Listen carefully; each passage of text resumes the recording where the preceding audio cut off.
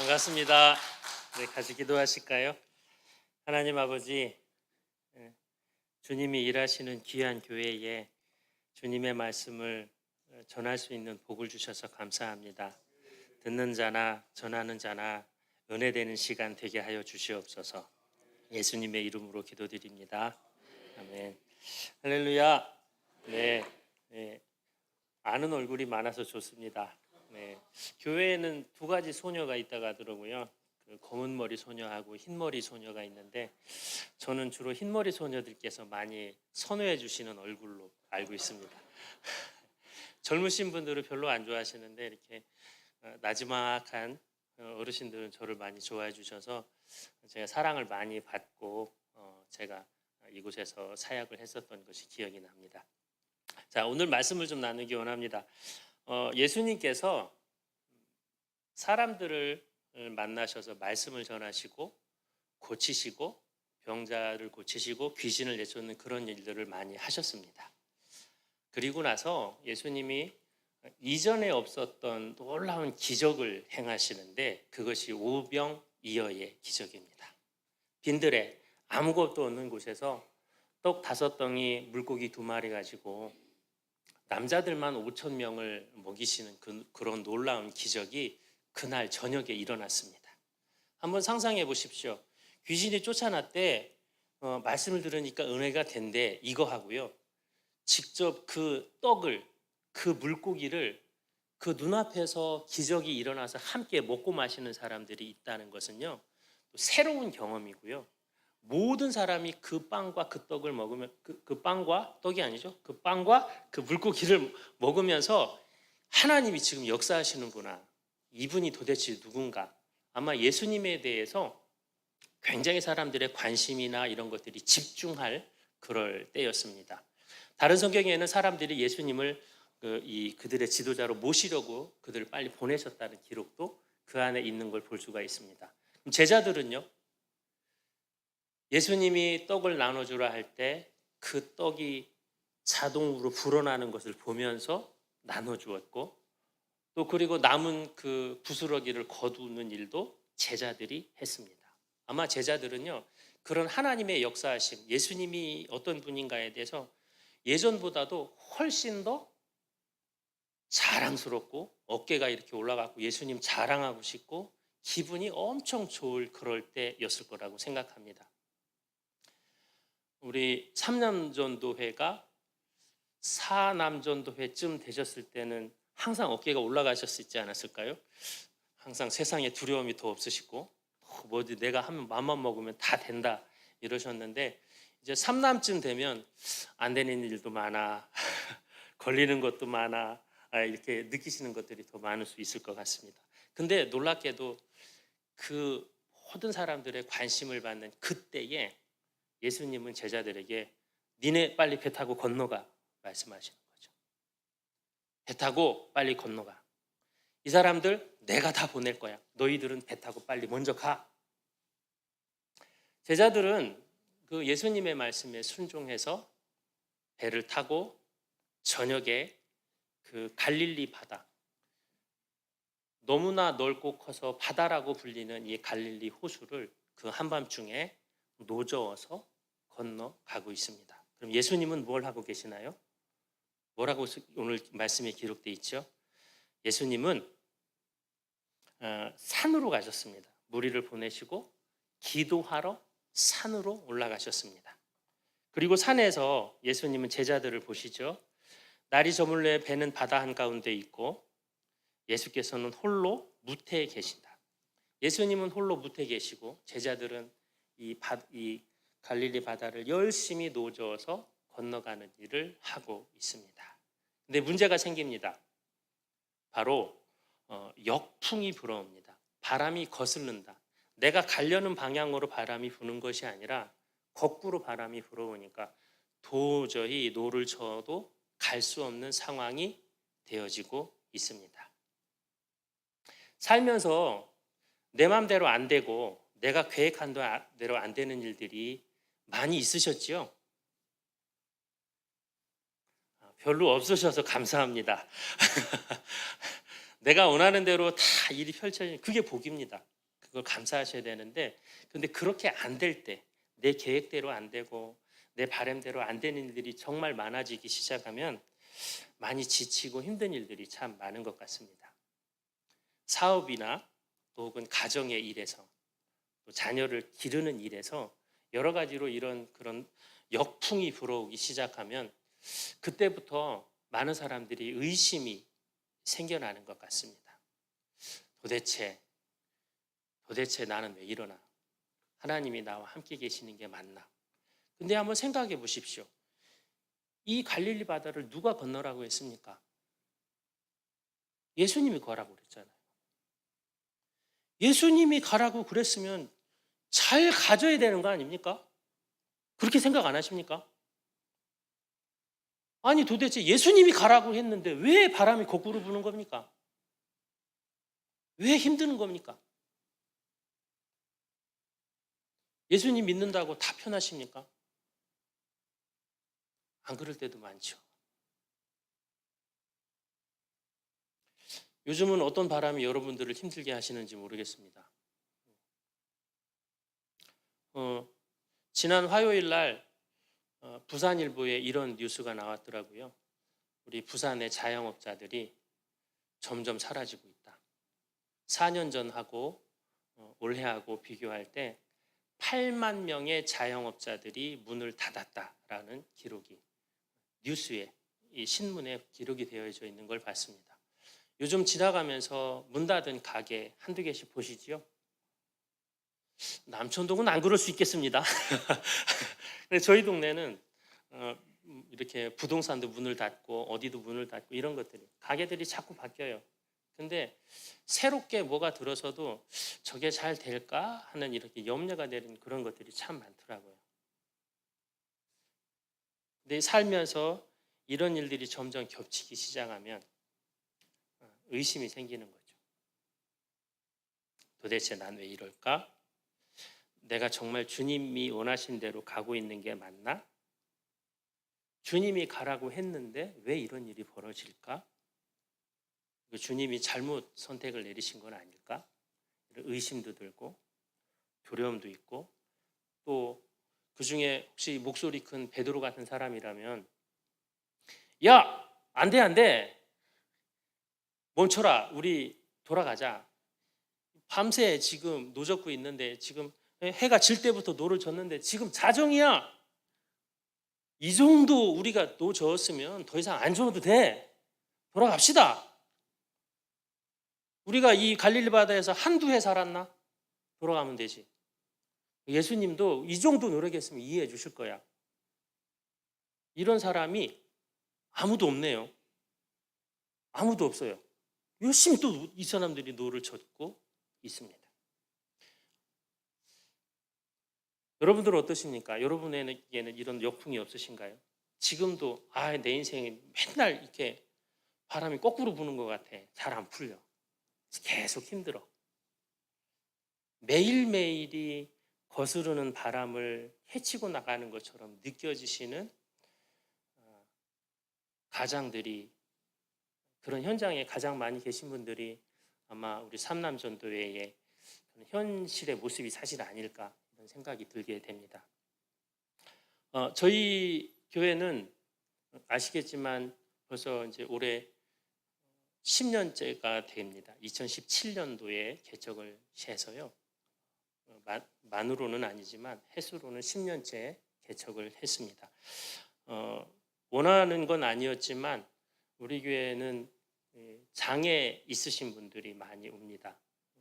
다리를 못 쓰시는 장애인도 있고 또 머리가 좀 지능이 좀 모자라신 다운 증후군도 있고 그냥 정신지체도 있고 최근에 등록하신 세 분은 항상 모자를 쓰시고 검은 옷을 입으시고 계시는데 그래도 몸은 건강해서 감사하다고 생각했는데 알고 보니까 이분들은 정신병이 좀 있으셔서 어디서 만나셔서 우리 교회로 오시게 됐어요. 저희들은 정신병원 동기입니다.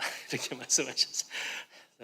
젊은 시절에 갑자기 공황장애가 와서 또 공부를 하다가 장애가 와서 이렇게 더 이상 공부를 하지 못하고 일을 하지 못하고 이런 그런 아픔을 당하신 분들이 저희 교회를 출석하고 계십니다.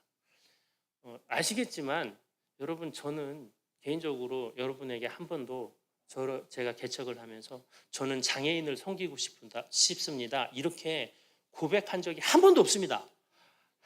한 번도 없습니다. 근데 오셨어요. 그럼 어떻게 해요? 우리 교회는 장애인 안 받습니다 이럴까요? 오세요. 개척교회 성도 아무도 없는데 오세요.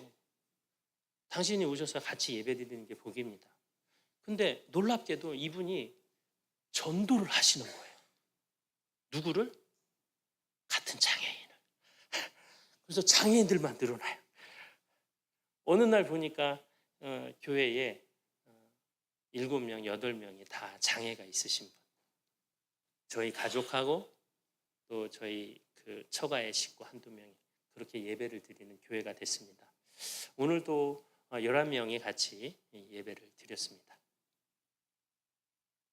개인적으로는 저희 가정에도 벌써 2년이 다 돼가네요. 2024년 5월에 큰 바람이 한번 불었습니다. 저희 아내가 어느 날 갑자기 새벽에 일어나서 배가 아파 해서 뭐가 그렇게 배가 아파? 진통제 먹었어? 먹었지. 근데도 아파? 그럼 병원 갈까? 응급실 갈까? 그러니까 응급실 가도 소용없어. 내일 아침에 가. 아침에 병원 갔습니다. 배가 아프니까 어디 갔겠어요? 소화기 내과 갔죠. 배가 너무 아픕니다. 그래서 왔어요. 그랬더니 이 의사가 이렇게 말하는 거예요. CT 사진 한번 찍어보세요. 제가 속으로 욕했다는 거 아닙니까? 이거 과잉 진료다. 이거 과잉 진료다. 배가 아파서 왔는데 무슨 CT까지 찍냐? 엑스레이면 되지. 저는 그랬는데요. 근데 그게 신의 한 수였습니다. CT 검사를 하고 나서 이분이 화면을 보자마자 이거는 저희 과가 아닙니다. 부인과로 가세요. 부인과로 갔습니다. 부인과의 의사가 보자마자 암입니다. 지름이 16cm입니다. 빨리 수술하셔야 됩니다. 그때가 의사 대란이 일어났을 때 어느 병원도 진료는 할 수 있지만 수술 날짜를 잡기가 참 어려운 그런 상황에서 아는 분의 소개로 그 해운대 백병원으로 가게 됐고 그 다음 주 목요일 날 바로 수술을 하고 이렇게 하는 과정들이 있었습니다. 저는 저희 아내가 그 수술을 받고 무슨 일이 벌어진다 해도 천국에 갈 거를 믿었습니다. 저도 천국에 갈 거라고 확신하고 있습니다. 우리 아들도 그럴 거라고 믿었습니다. 그런데 너무 힘들었습니다. 아내는 병원에 있고 저는 아내를 보러 왔다 갔다, 집과 병원을 왔다 갔다. 그때는 10살이었죠. 10살 아들을 아침을 먹여야 되고 학교 갔다 오면 또 저녁을 먹여야 되고 얘를 데리고 잠을 자야 되는데 그게 보통 일이 아니더라고요. 그래서 아들하고 그렇게 한 6개월, 1년을 같이 보내면서 홀쭉했던 우리 아들이 저랑 똑같은 얼굴이 됐습니다. 아이러니하게도 제가 할 줄 모르니까 오늘은 돼지고기 먹자. 내일은 닭고기다. 그 다음 날은 곰탕이다. 고기는 좋아하잖아요, 애들이. 저도 그건 어떻게든 할 수 있겠어요. 근데 나물 무치고 뭐 이런 건 안 되잖아요. 계속 이 고기 저 고기를 왔다 갔다 하면서 어느 날 쳐다보니까 아들이 얼굴이 동그라졌더라고요. 그런 일들이 있었는데 참 이 아들을 씻기고 잠을 재우고 그런 과정에서 그냥 힘든 거죠. 과연 분명히 아내가 나아서 울 거는 울 걸 텐데 나는 너무 현재가 힘들구나. 사실 저희 아내가 개척을 하면서 재정적인 부분을 가정의 재정을 잘 책임졌었거든요. 개척교회에서 어떻게 뭐 예전에 부목사 때처럼 제 사례비 제대로 막 한 200만 원씩 장해서 할 수가 없더라고요. 그러면 교회 재정이 빵꾸가 나는데요. 어떻게 해요? 최소한으로 하고 나는 목회자니까 어쩔 수 없어. 그러면서 아내한테 그냥 밀어버린 그런 책임 없는, 어떻게 보면 가정으로 볼 땐 책임 없는 아버지이기도 한 것 같았습니다. 근데 어떻게 해요? 살아야 되죠. 교회는 교회대로 움직여야 되죠. 그래야 되니까 안 하던 일도 하게 되고 알바도 하고 경제를 위해서 그런 일도 하게 되고, 그러니까 더 여러 가지 피곤한 부분들이 참 많이 진행됐던 것 같습니다. 그럼 요즘은 어떤가요?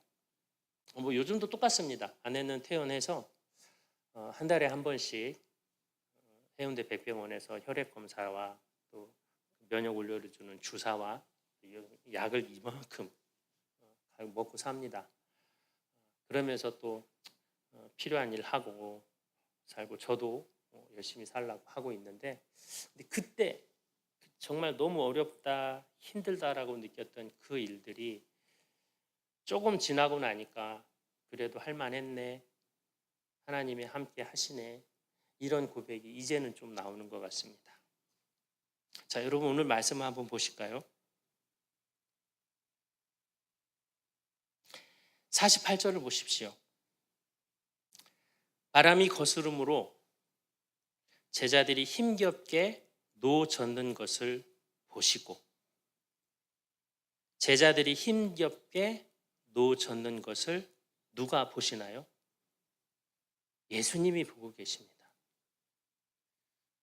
그럼 제자들은 그걸 알까요? 예수님이 저 멀리 못해서 이 갈릴리 바다 한가운데서 도대체 우리 배는 왜 안 나가는 거냐 이러면서 땀 흘리면서 낑낑거리면서 노를 젓고 있는 그것을 예수님이 보고 계시다고 알고 있었을까요? 몰랐죠. 그런데 예수님은 보고 계시는 겁니다. 나는 힘들고 나는 괴롭고 도대체 왜 상황이 이럴까 어렵다고 느끼기만 하는 그 상황에 예수님이 보고 계신다. 예수님이 나를 보고 계신다. 좀 위로가 되시지 않으시나요? 나의 이 어렵고 힘든 환경 가운데 주님이 나를 알고 계신다. 내가 고통당하고 어렵고 힘들다는 거 알고 계신다는 것이 얼마나 큰 위로가 되는지. 그런데 그 예수님은 그렇게 힘든 이 제자들을 위해서 바로 오지 않으셨습니다. 언제 오셨죠? 말씀해 보시면 사경에 오셨다고 기록되어 있습니다. 새벽 예배 드릴 때쯤입니다. 해 뜨기 직전입니다. 그럼 제자들이 얼마나 노를 저었는지 이해가 되시나요? 해가 질 때 노젓기 시작해서 해 뜨기 직전까지 노저은 겁니다. 한 번도 쉬지 않고. 쉬웠을까요? 만약에 정말 저 같은 사람 있으면 나 못해, 안 해. 안 해. 니네 다 해. 막. 다른 사람 힘겨워 져도 나는 더 이상 힘들어 못하겠다. 도대체 뭐 배가 가는 것 같지도 않고, 예수님은 뭐 하러 이럴 때 가라고 하셔가지고, 이럴 거면 예수님은 이거 바람 불 거 모르셨을까? 왜 가라고 하셨지? 이런 의문과 이런 불평과 투정으로 돌아가는 사람들이 있지 않았을까요? 그런데 그럼에도 불구하고 그 배가 끝까지 노저을 수 있는 이유는 혼자가 아니라서 그렇습니다. 내가 지쳐있을 때 옆에서 노젓는 동료가 있기 때문에 같이 갈 수 있는 겁니다. 아마 교회는 그런 것 같습니다. 내가 힘들고 지쳤을 때 내 옆에서 노저어주는 사람이 있기 때문에 그래도 내가 뒤로 후퇴는 안 하는 거죠. 옆 사람 한번 보십시오. 나를 위해서 노저어 주시는 사람인가 아닌가 한번 보십시오. 네. 고개 안 돌리고 가만히 계시는 분은 예, 네가 힘들면 내가 노저어 줄게. 내가 힘들면 네가 노저어 줘. 그게 공동체죠.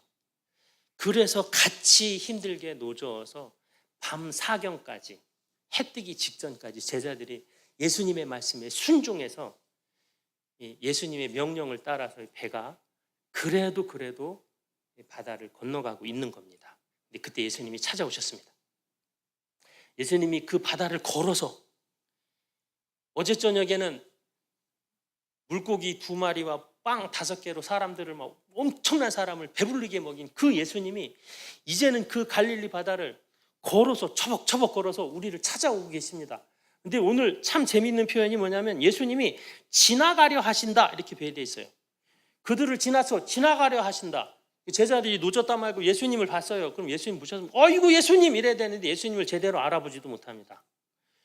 유령이다 이러면서 오히려 두려워하고 귀신이다 귀신 이러면서 물에서 나왔으니까 물귀신인가요? 예수님을 오히려 무서워하고 두려워하고 못 알아보는 사람들이 대부분이었어요. 예수님이 오시는데 예수님을 못 알아보는 상황이 생긴 겁니다. 누군가 사랑으로 나를 도와주러 오는데 그게 사랑인지 모르는 이런 사람들.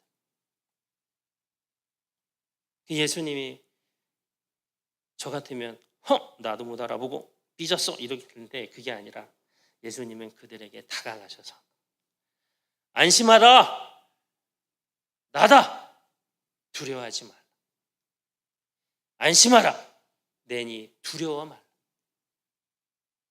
그들을 찾아가 주셔서 위로해 주시고 그리고 예수님이 그 배에 타시니까 바람이 어떻게 됐죠? 그쳤습니다. 그 문제가 해결되는 역사도 일어났습니다. 우리의 삶의 현장 가운데 예수님이 찾아오시는 복이 있기를 소망합니다. 예수님이 찾아오셔서 위로해 주시고 만져주시고 돌봐주시는 은혜를 경험하며 주님이 나의 주님으로 예수님을 평생 의지하며 예수님의 명령을 따라 나갈 수 있는 능력이 있기를 소망합니다. 그런데 그럼에도 불구하고 제자들에 관한 마음이 오늘 마지막 구절에는 이렇게 표현이 되어져 있습니다. 이 바람이 그치는 걸 보면서 제자들이 마음이 심히 놀랬다. 왜 놀랄까요? 예수님 왔는데 왜 바람이 그치지? 어쩐 일이야? 근데 놀랍게도 이 52절에는 이렇게 설명하고 있죠. 이는 그들이 떡대시던 일을 깨닫지 못하고 도리어 마음이 둔해졌습니다. 예수님이 그럴 수 있는 분이신데 떡대시던 놀라운 기적을 행하신 분이신데도 불구하고 예수님이 오셔서 이 거스른 바람이 그칠 것에 대해서는 생각하지 못하고 있었다는 거죠. 근데 예수님이 오셔서 그치니고 나니까 예수님 대단하신데 다시 예수님에 대해서 놀래고 있는. 그래서 우리가 예수님을 안다 하고 예수님을 믿는다고 하면서도 예수님의 능력을 우리의 경험과 우리의 생각 속에서 제한하고 살아가는 일들이 얼마나 많을까 생각이 됩니다. 과연 나는 깨어서 정말 예수님의 말씀을 듣고 있나? 예수님 말씀하시는 대로 살아가나? 예수님이 역사하실 때 이것이 예수님이 역사하신 거구나 라고 느낄 수 있는가? 그렇지 못할 수도 있다는 거죠.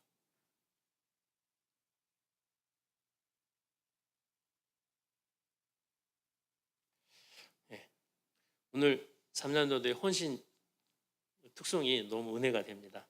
비바람이 앞길을 막아도 주님의 길을 가리. 그 믿음의 고백대로 주님의 길을 능력이 걸어가게 되실 줄 믿습니다.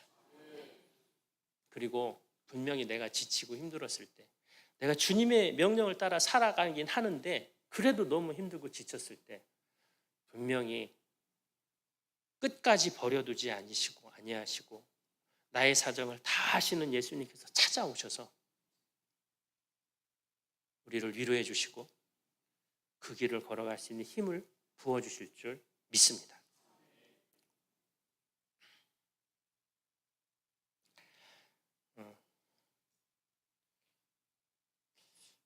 사람들이 많이 저한테 물어봅니다.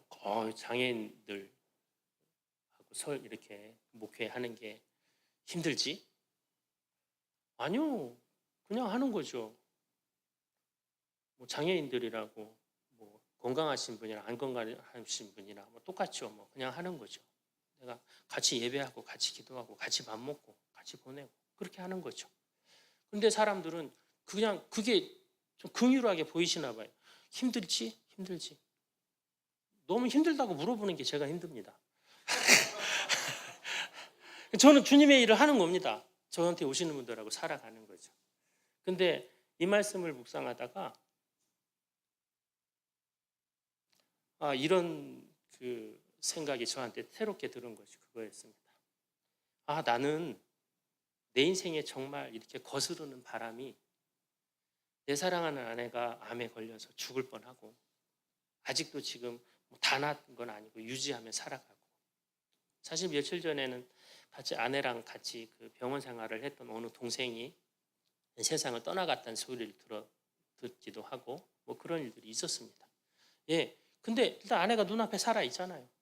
그냥 감사하고 그런데 그 당시 그냥 병원 생활하고 왔다 갔다 하고 아들을 어떻게 내가 간수할 줄 몰라서 음식 할 줄도 모르는데 어쩔 수 없이 고기만 먹이고 힘든데 아들은 살쪄가고 막 저도 얼굴 커지고 막 그랬었던 그런 상황들이 저한테 오버랩이 되는데 근데 그러면서 우리 성도들이 다시 보이기 시작하는 거예요.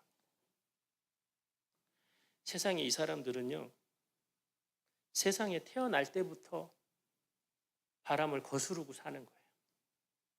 걸을 수 없어요. 생각이 온전치 못해요. 말이 제대로 안 나와요. 사람들이 나 무시해요.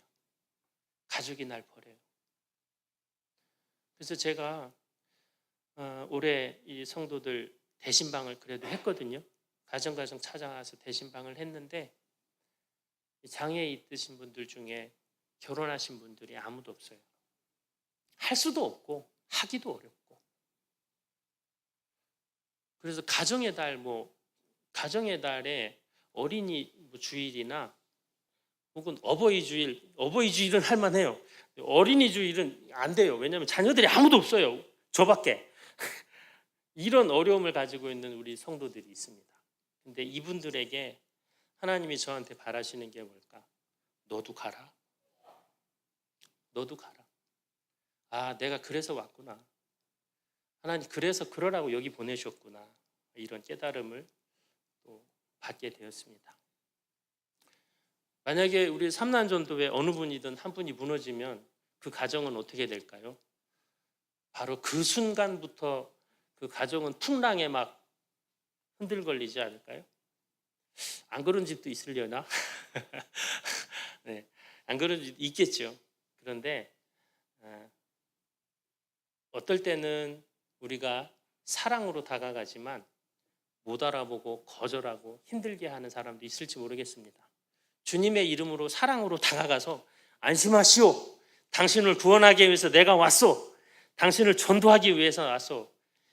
나는 사랑으로 가지만 귀신 보듯이 뭐냐고 떨어지라고 멀리하고 거부하는 그런 사람들이 있을 겁니다. 그러나 우리 안에 그 예수님이 있고 예수님의 마음이 있다면 전도의 사역, 사랑으로 섬기는 사역, 주님의 교회를 섬기는 사역은 계속 되어 있어야 할 줄 믿습니다. 기억하십시오. 하나님은 보고 계십니다. 내가 어렵고 힘들지만 그 모든 상황에 주님이 보고 계신다는 것을 기억하시면서 위로받으시고 용기 받으시는 저와 여러분 되기를 소망합니다. 기도하겠습니다.